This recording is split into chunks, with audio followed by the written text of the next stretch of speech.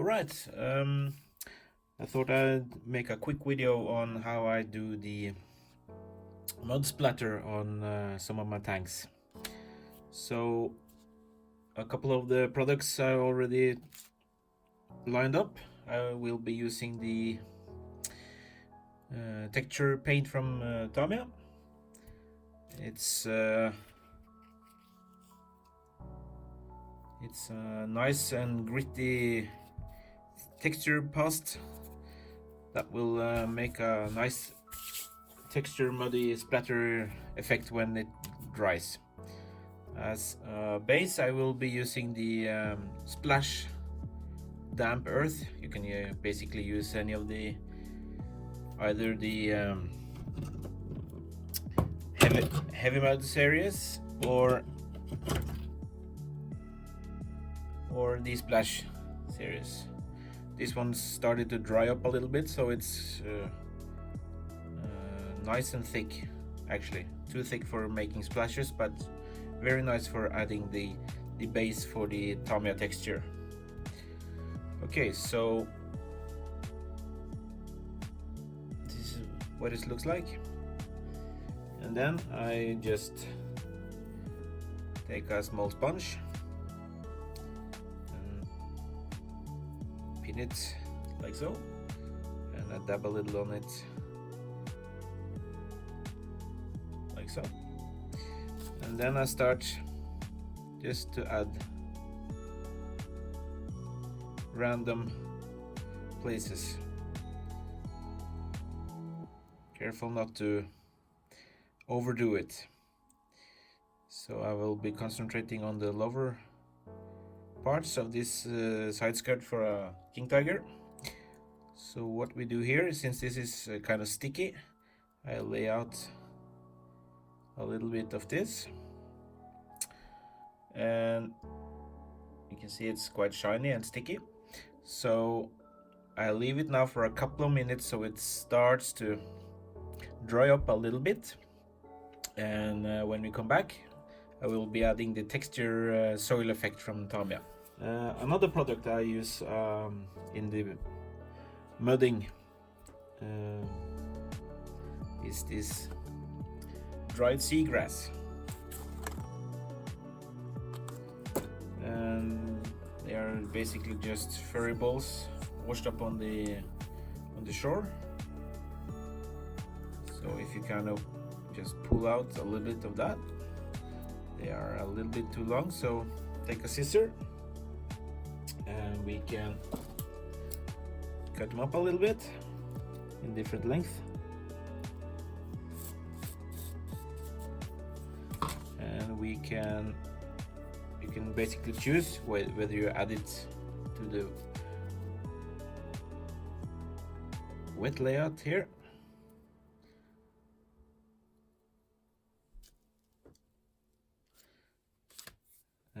or you can also mix it in the texture paint, so we can do a little bit of both. Okay, so we add a little bit more of this Splash series, and then we go in so it will stick to the sponge, and then we just basically again just dab it on.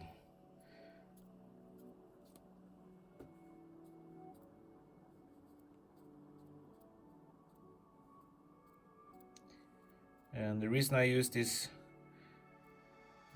Splash series as a base is because this texture paint don't stick that well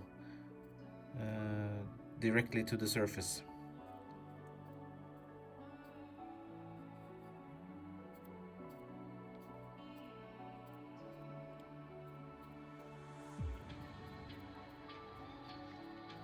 We go back and forth a little bit, building up the layer. You can see this dried seagrass is also, some is falling off, but the others are sticking quite well. Okay,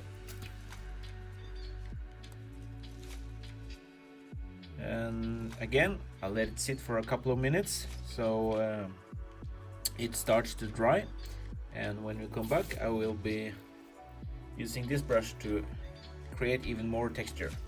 Okay, so this is what it looks like, and here I have quite a stiff brush, and what I'm basically doing is just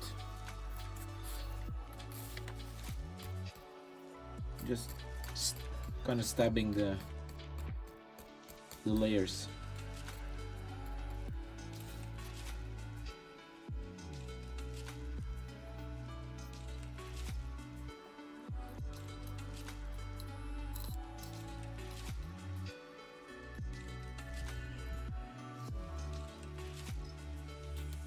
Let's see if I can get this to focus.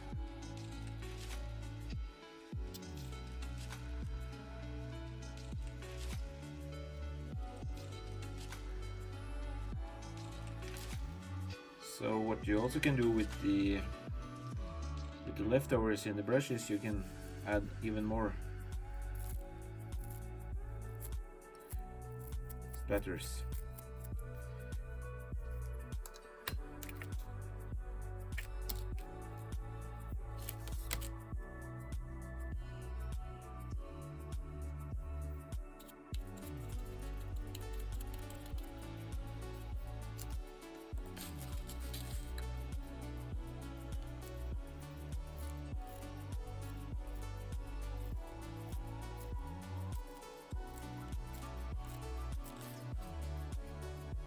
Like so. And afterwards, when this has dried up, I would recommend to use either a small brush to wet the areas where this is added so it will stick even better, or use your airbrush to just faintly mist the areas so it will stick to the side skirts. Okay, so to bring a little bit more life into the darker tones of the mud, I will be using some dry earth splashes also from MIG, and again I use this stiffer brush, and to have some kind of control I don't add too much, and also before I start I remove some of it. And also I will be using a small, let's see here now,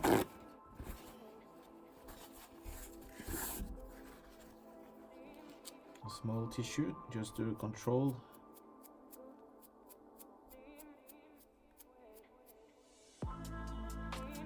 some of this splatter.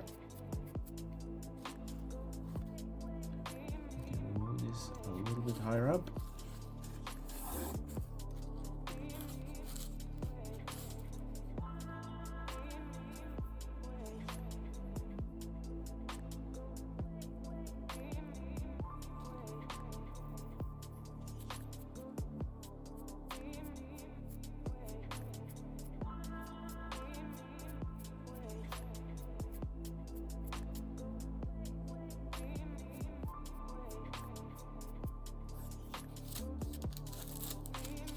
Like so.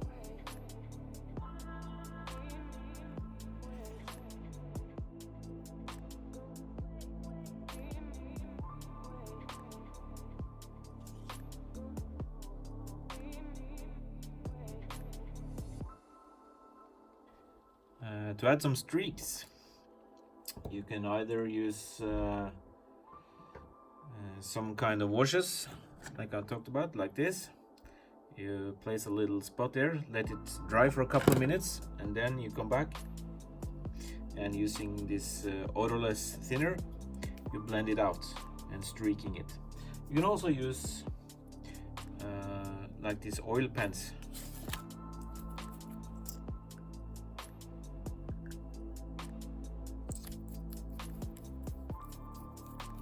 And add small dots like you see in this picture here. And then you take a small brush, you wet it with some odorless thinner, and you gently start to drag it down. And I like to go from the side and inwards and not directly on the small spot I placed there. That way I have more control over how far I drag it down. So it can take a little bit of practice, but